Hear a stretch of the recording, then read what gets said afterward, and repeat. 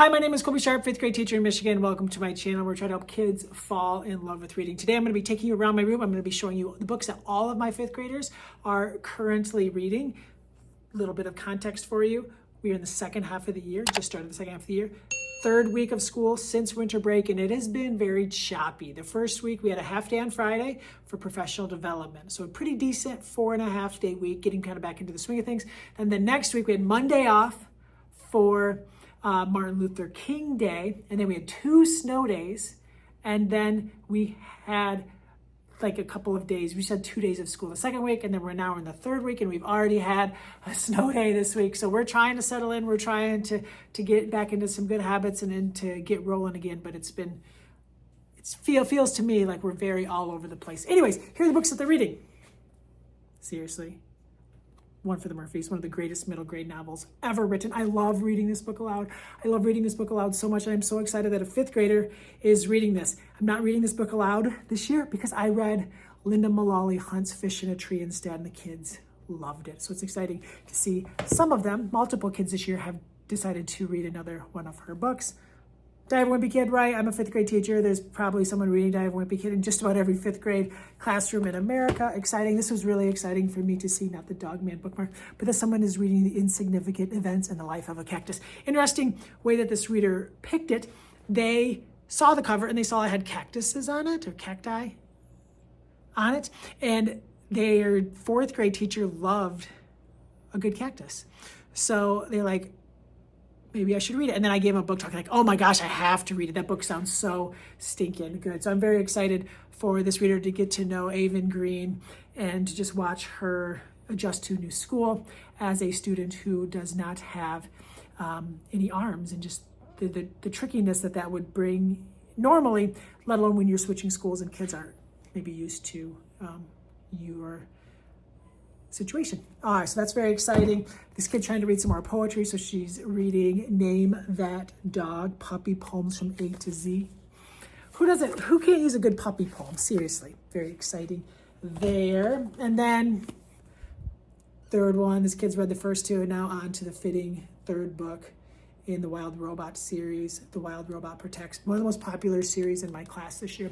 Part of it was because that cactus-loving teacher read aloud The Wild Robot last year, which is awesome. All right, let's go to the next table. Starting things off here with Roller Girl. Very exciting. One of my students actually at a different group has just recently read the 3 middle grade graphic novels that Victoria Jameson wrote. Roller Girl, When Stars Are Scattered, and All's Fair in Middle School. So it's exciting to see her books are spreading. It's a good reminder to me that just because a book or an author was really popular in other years and they haven't had any new books that came out during the school year doesn't mean that they aren't a new author and new books to the students that we're currently serving. And that's something that I get so excited about, new books. And I sometimes forget. I need to refocus myself and know there are a lot of books that are new to these kids, that are not new to me, and I need to make sure that I introduce them to these awesome books. This kid's trying to read some more biographies, The Rise and Fall of Jackie Chan. They've been just digging up the biographies. Just like I said with Wimpy Kid, most fifth grade classrooms have some sort of Dave Pilkey reading going on, so it's fun to see some kids visiting Captain Underpants. Best thing happened to Captain Underpants, not the movie, in a long time. Best thing happened to Captain Underpants in a long time. The full color editions. If you haven't seen these, oh my gosh, they are amazing.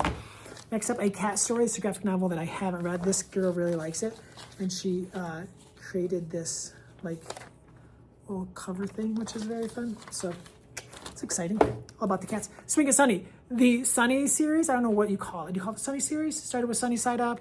There's like 4 or almost 5, or I think that's right. Sunny Makes the Case is the new one this year.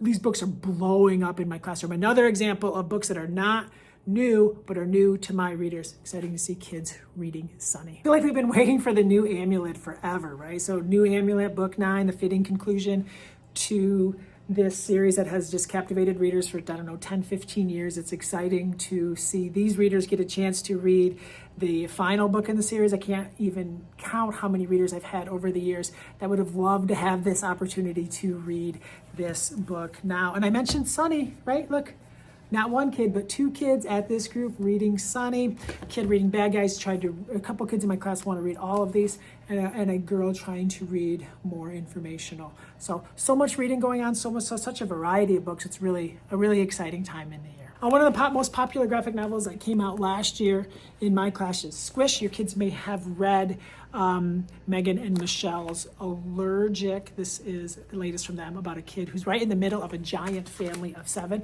I'm the oldest of 7, so I had a blast reading it, and kids seem to really like it too. I told you, Sunny's taken over. She's taken over, and she's all over the room. I didn't even realize how she really is all over the room until I started making this video. I Survived Titanic, always popular, the I Survived books. Alan Gratz Allies, it's so exciting to see Alan's books really taking off with a few readers this year. Not that that's anything new that's happening, seems like every year, but always exciting to see new kids discover who I think is one of the great authors of this time and of this generation, and I think he's one that will be read for a very long time, and one of those authors that kids today will remember for the rest of their lives.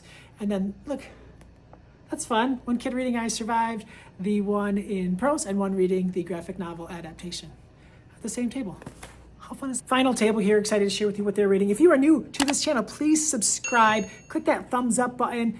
That really helps a ton. It helps me to get these videos in front of more people, and we help more kids fall in love with reading. And let me know down in the comments, what are the popular books right now with your readers? That helps me to kind of think about new books that maybe I need to add to my classroom library. Wimpy Kid, I don't know did you really need to say anything? It's just timeless. It really is just, kids love it. This is like one of those things, like when a kid picks it up, you're just like, oh, you are in for a treat. You are in for an adventure. Hold on tight and enjoy the ride. Pax, Sarah Pennypacker, one of the best books published the last 10 years.